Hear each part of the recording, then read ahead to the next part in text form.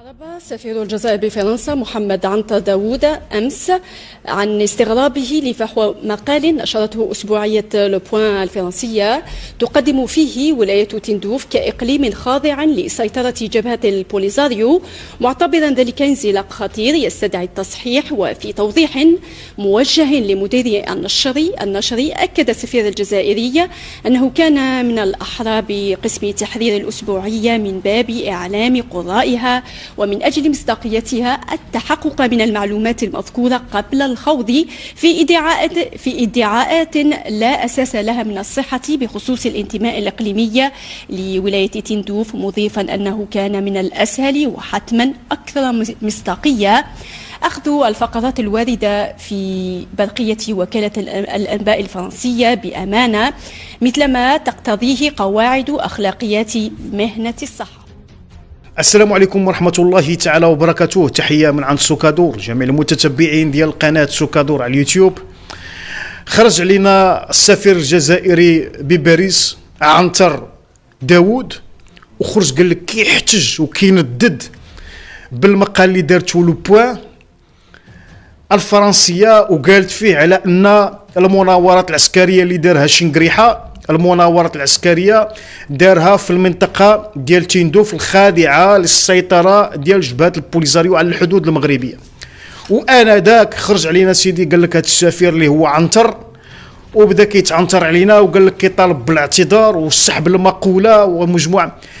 هادشي كله ما كيهمناش، هذه مجرد خطة، لكن للأسف الشديد طاحوا فيها بعض اليوتيوبرز، وطاحوا فيها بعض أيضا المحللين، وطاحت فيها أيضا بعض المؤثرين على وسائل التواصل الاجتماعي، واعتبروا أن هذه صفعة من فرنسا صفعت بها شنقريحة وصفعت بها الجنرالات، وأنها قالت على أن تندوف يا سيدي راه خاضعة الجبهة ديال البوليزاريو وحنا كنعرفوا غير البوليزاريو، وبالتالي هذه راها قولبة، هذه مجرد خطة دارتها أو داروها الكابرانة ضد فرنسا، عسكر ديال بطاطا مع الفرنسيين والبوليزاريو. كيف ما كنقول لكم راهم غير بيدق، ما هم مع وما هم ضد، وما عندهمش قرار سيادي وما عندهمش هوية، كيلعبوا بهم في جميع الأوراق.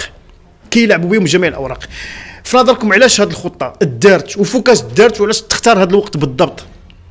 حيت كاين اللي اعتبرها كيف ما قلت لكم هذا انتصار، وهو ماشي بانتصار، هذه قولبة وخطة محكمة دارها شنقريحة مع الفرنسيين باش يردوا على الامريكان وباش يردوا على المغاربة، باش يردوا على الاعتراف الامريكي بالصحراء الشرقية المغربية، وباش يردوا ايضا على الاعتراف او ادراج هذه الكلمة ديال الصحراء الشرقية المغربية بالدارجة العربية على الخرائط العالمية جوجل مابس. إذن باش يردوا عليهم جا شنقريحة دار المناورة، شاف حتى شي واحد متسوق له دار هاد اللعبة الفرنسية. علاش؟ لأن فرنسا هي السبب الأول والأخير في تقسيم البلاد العربية المغربية أو البلاد المغربية الأمازيغية العربية. فرنسا هي المسؤولة الأولى والأخيرة على الحدود اللي كانت خصها تدار، وبالتالي هي اللي كان عندها الأوراق، وهي اللي كتحمل المسؤولية التاريخية، وهي اللي خلاتنا هاد الإرث ديال الاحتلال الجزائري. وبالتالي شنقريحة باش يموه الحقائق وباش يحاول ما امكن يرد على الامريكان، اش داروا هاد القولبه وهاد الكولسه، وجابوا هاد الصحيفه ديال لو بوين دارت هاد الكلمات، لان العبره باش بالخواتيم. والخاتمه شنو كانت؟ الصحيفه في الاخر قالت لك سيدي سحبت المقال ودارت مقال اخر كتبت فيه تندوف ولايه جزائريه على الحدود المغربيه، على الحدود مع المغرب والصحراء الغربيه. اذا هذه ضربه لمن؟ راها ضربه للمصالح المغربيه، ماشي ضربه للمصالح الجزائريه كيف ما كيغردوا البعض وبعض اليوتيوبرز المغاربه اللي طاحوا في الفخ. هذه مجرد قولبه. وهذه المصطلحات السياسيه من اخطر الاشياء في السياسه، هي هذه المصطلحات القانونيه والسياسيه. دائما ما تتهرولوش وراء السبق الصحفي او السبق ديال الاخبار. حنا الخبر شديناه البارح وما بغيناش ننزلوه حتى نقوموا بتقييم الوضع ونعرفوا شنو هو الهدف من هذه المقاله والهدف من الخروج ديال العنتر. حتى هذا الخروج ديال عنتر بن شداد كان وراءه قولبه سياسيه، وكان وراءه رد تحت الدف. بغاو يردوا على الامريكان وردوا على المغاربه بطريقه ما. جابوا الفرنسيين وبداو تيلعبوا هذه الاوراق ديالهم، كون ان هذيك الصحراء او كون هذيك تندوف راه ديال الجزائر والمغرب ما عنده فين يشد فيها، وبالتالي خاص هنا تبان المطالب، لان من كنرجعوا للتاريخ كنلقاو على ان المغرب تعرض لواحد التمزيق وتعرض لواحد الحقره دوليه وتعرض على امتداد التاريخ ديالو. تسلبات منا لموريتانيا، تسلبات منا الصحراء الشرقيه المغربيه المحتله من طرف المحتل الغاشم الجزائري، وكادت ان تسلب ايضا الصحراء الغربيه المغربيه. لهذا واش كاين شي تحرك؟ واش كاين شي معمعه؟ واش كاين شي رجال وطنيين؟ واش كاين شي تقدم في هذا المجال؟ واش كاين شي مطالبات؟ عبر التاريخ شفنا على ان المغرب قدم ملتمسات لهيئه الامم المتحده لاسترجاع الصحراء الشرقيه المغربيه وراها مسجله. لكن اللي خصو يدار دابا هو ان الحكومه المغربيه بالمختلف التلاوين ديالها والاحزاب الاداريه والوطنيه وغيرها تنتفض وتطالب رسميا باسترجاع الصحراء الشرقيه المغربيه في المحافل الدوليه، لان امامنا استغلال الثروات النفط والغاز المغربي، والسكان اللي تما مغاربه تعرضوا للاضطهاد في 2005 وتم التنكيل بهم من طرف الجيش الجزائري وخرجوا مساكن، تعرضوا للاحتلال جوج مرات، الاحتلال والجنسيه الفرنسيه، وفي 63 الاحتلال والجنسيه الجزائريه، ورغم ذلك في 2005 خرجوا كيندوا وتعرضوا للتنكيل والاعتقالات والخطف والقتل، حيث كانوا كيكتبوا في الجدران نحن لسنا جزائريين نحن مغاربه. وهذا واقع خاص الحكومه المغربيه اللي كتشوف في الاولويات ديالها البعض او الجزء منها اللي كيشوف في الاولويات القدس وفلسطين وافغانستان وكازاخستان وغيره، نشوفوا الاراضي ديالنا، الجسم المنخور، الجسم المغربي المنخور بالاقتطاعات، الجسم المغربي المنخور او الامبراطوريه المغربيه القويه لا يعقل. امبراطوريه قدها كتسخط بالتاريخ ديالها اقوى او اقدم مملكه في العالم بعد اليابان، تجي مؤخرا دوله حديثه تاخذ مساحات قد السخط كبر منها، في يتم وبالمقابل يتم التقزيم ديال المغرب، يتم الاقتطاع من ثروات الشعب الحقيقيه ديال المغرب. الصحراء الشرقيه فيها الغاز وفيها النفط وفيها الحديد، ولكن شكون اللي كيستافد منها؟ كابرا نظام فرنسا اللي كيحاولوا ما امكن يهمشوا السكان المغاربه وداروا فيهم التجارب النوويه سنه 1958.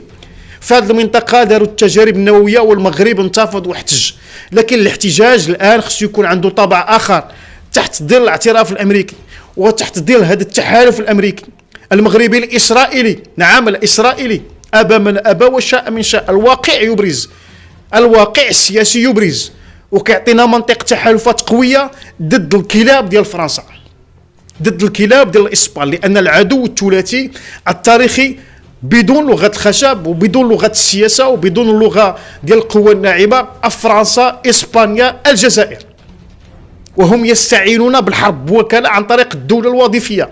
الجزائر ليست بدوله ذات سياده، الجزائر مجرد دوله ذات اقتطاعات ومحتله. الجزائر دخلات في المغرب طول وعرض وخدات الممتلكات ديالو والاراضي ديالو والثروات ديالو. لهذا يجب، واش كان شي تقارب؟ نعم كان تقارب، كان واحد النوع من اللملمه والتقارب في الستينات، من بعد ما الجزائر لقات صعوبه في استغلال الحديد، لانها صعيب عليها تهز الحديد وتديه حتى للشمال وتقوم بالتصدير ديالو، تكلفه غاليه ما عندها ما تربح. دخلت في المغرب في مفاوضات على اساس الاستغلال المشترك. الحسن الثاني قبل كانت الاتفاقيه ديال الافران، الاتفاقيه ديال الافران قالت سيدي على ان الجزائر غادي تعترف بالصحراء الغربيه كونها مغربيه، والمغرب غادي يعترف بتندوف كونه جزائري. وحمدنا الله هذه الاتفاقيه ما تقدماتش للبرلمان وتمت المصادقه عليها، لان الحسن الثاني رحمه الله كان ذكي، واللي دفعوا لهذا الشيء هما المخابرات الجزائريه اللي كانوا دايرين به، كان داير به اوفقير وكان داير به حمد رضا قديره ومجموعه من المخابراتيين اللي حاولوا ما امكن يقربوا الصالح ديال الجزائر على حساب الشعب ومصالح الشعب المغربي. لهذا كان هذا التقارب، ولكن بفضل التدخل ديال القوى وبفضل السياسه ديال الاستعماريه، لانها ما خص يكون اصلا تقارب كيف ما كان، دخلات وتم التفرقه. والحسن الثاني رجع اللور ما قدمش هذا العرض وما عرضوش على البرلمان الاوروبي وتسنى حتى يجي شي رئيس اللي هو متفهم. وبالفعل جا محمد بوضياف اللي واعد الحسن الثاني كونه غادي يكون واحد الحل شامل وتاريخي ونهائي لهذا النزاع على الحدود. لان السبب في هذه المشاكل كلها والسبب في النزاع المفتعل راه ماشي بوليزاريو كما كنقول لكم دائما بيدق جاء فقط حجر في الحذاء المغربي كيف ما قال مخربة. المشكل الأول والأخير بيننا وبين الجزائريين هي الصحراء الشرقية المغربية. والحسن الثاني تسنى حتى يجي واحد الملك أو واحد الرئيس، وجاء محمد بوضياف اللي هو كان كيسكن في المغرب في القنيطرة، ووعد الحسن الثاني على أنه يكون حل، لكن أدى الثمن غالي. محمد بوضياف أدى الثمن غالي لكون من قام بتصفيته على ما أعتقد وكما يقال هو الجنرال توفيق المدين. لهذا كنشوفوا الآن الفرنسيين كيحميوا الجنرال توفيق مدين وكيحميوا الجنرال خالد النزار، لأنهم من أخطر العناصر في الجزائر في اللعبة الفرنسية. القضية فيها اللعبة الفرنسية، القضية فيها اللعبة الإسبانية، وما الجنرالات سوى قاتلين للحلم العربي وقاتلين الشعوب وخيرات الشعوب. الجنرالات في المنطقة ساهموا في الاقتتال وقتلوا الجيش الفرنسي على الجيش التونسي على الحدود، كما قتلوا رموز للوطنيين، قتلوا شكري بالعيد وقتلوا محمد البراهمي من أجل إخماد أي شيء فيه ثورة وفيه ولادة ديمقراطية جديدة وفيه تلاحم الشعوب العربية المغاربية. إذن هؤلاء يشكلون بؤرة للتوتر، هؤلاء يشكلون ضربة للقيم الإنسانية، هؤلاء هم مجرد حفاة عراة من أجل أو حفاة عراة يستنزفون ثروات الغير من أجل كسوة مؤخراتهم. لهذا يجب على الحكومة المغربية أن تنتعض، خصوصا بعد الاحتجاجات الكبيرة للساكنة ديال تندوف بمجموعة من المناطق بالصحراء الشرقية اللي خرجوا في انتفاضة في 2005 وقالوا نحن وكتبوها بالصريح وبالعبارة الكبيرة: نحن لسنا جزائريين، نحن مغاربة. وهناك تقارير سرية للمخابرات الفرنسية ووثائق سرية للمخابرات الفرنسية سنة 1963 عندما أراد الفرنسيون تقرير مصير هذه البلاد، ليسوا بجزائر، هذه البلاد المغاربية. خرجت ساكنة تندوف واعترضت على ذلك بكونها لا تعترف بشيء اسمه الجزائر وهم مغاربة. لذا يجب على الحكومة المغربية الإسلامية أن تطالب بعرض الوثائق اللي عند تواركا، يجب أن تطالب بعرض الوثائق اللي عند تواركا لمعرفة الحقيقة ومعرفة وتسليط الضوء على القضية مرة أخرى. تركيا وكيدورسي يمتلكون الوثائق التاريخية التي تثبت على أن الصحراء الشرقية المغربية هي مغربية 100%، وهناك طوابع بريدية أيضا تؤكد ذلك، وهناك مراسلات للإدارة الفرنسية كانت تقول الصحراء الشرقية المغربية. وبالتالي لا داعي للخطابات الرنانة ولا داعي لخلط الأوراق ولا داعي للتلاعب والتكالب على المصالح الاستراتيجية المغربية، لأننا نتعرض إلى ظلم تاريخي من أبناء بني الجلدة الواحدة المتملصين من الجنس العربي، المتملصين من الصالح العربي، والذين يدفعوننا إلى التحالف حتى مع الشيطان من أجل فقط ضمان السيادة المغربية. وهذا إن دل فإنما يدل على أن كبرنة فرنسا يلعبون أوراق خسيسة ويلعبون أوراق ضد التنمية المنطقة ويلعبون أوراق ضد الصالح العام ديال الشعوب العربية أو الشعوب ديال المغاربية، ليست فقط العربية وإنما الأمازيغية المغاربية التي تحاول لملمة الجراح ديال الماضي وتحاول الدخول في مصالحة شاملة واسترجاع القيمة البشرية العربية الأمازيغية الضاربة في عمق التاريخ. أردت عليك أن تلتزموا بموضوع الحلقة، وأرى أن ضيفكم الكريم من واشنطن قد حور وهرب النقاش نحو الصحراء المغربية، متهما المغرب بالاحتلال وما إليه من الأطروحة الانفصالية التي يؤيدها النظام العسكري الجزائري. المغرب في صحرائه هي قضية استعادة واستكمال وحدة ترابية وليست قضية احتلال. المغرب تعرض لتقسيم استعماري امبريالي مثل اتفاقية سايكس بيكو في المشرق، هي اتفاقية بين إسبانيا وفرنسا لتقسيم أراضي المملكة المغربية التاريخية إلى 4 مناطق: منطقة في الريف تحت الاحتلال الإسباني، ومنطقة في الصحراء المسماة غربية لأن هناك صحراء شرقية تحتلها الجزائر وتحت الاستعمار الإسباني، ومنطقة في الوسط تحت الاحتلال الفرنسي، إضافة إلى جيوب في سيدي إفني وطرفايا تحتلها إسبانيا، ومنطقة دولية في مدينة طنجة. المغرب لم يقم إلا باستعادة أراضيه التاريخية التي وزعت على القوى الاستعمارية. هذا موضوع أنا أقترح عليكم أن تخصصوا له حلقة أخرى حتى يتم الاستفادة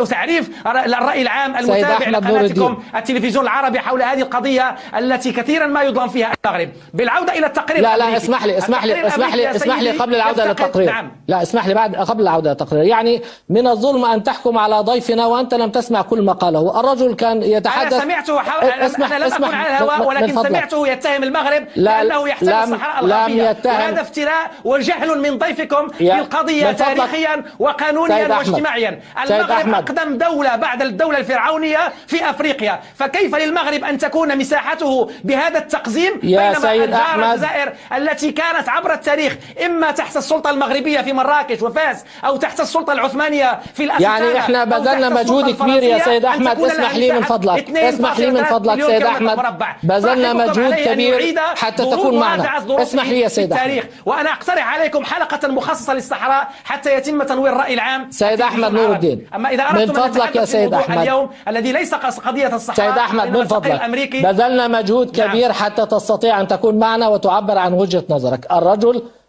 عندما اسمح لي من فضلك، خليني أكمل من فضلك. أنت لا تدع أحد يتحدث، أنت تفرض ما تريد أن تقوله.